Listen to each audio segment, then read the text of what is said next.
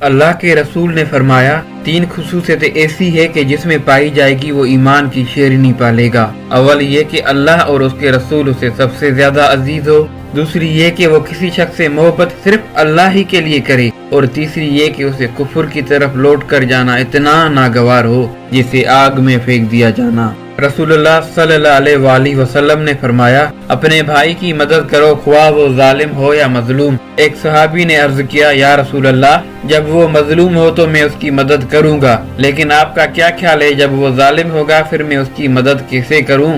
نبی کریم صلی اللہ علیہ وآلہ وسلم نے فرمایا اس وقت تم اسے ظلم سے روکنا کیونکہ یہی اس کی مدد ہوگی۔ اللہ کے رسول نے فرمایا مسلمان کا بھائی ہے، نہ اس پر ظلم کرے نہ اسے کسی ظالم کے سپرد کرے، اور جو شخص اپنے بھائی کی ضرورت پوری کرنے میں لگا ہوگا اللہ تعالیٰ اس کی ضرورت اور حاجت پوری کرے۔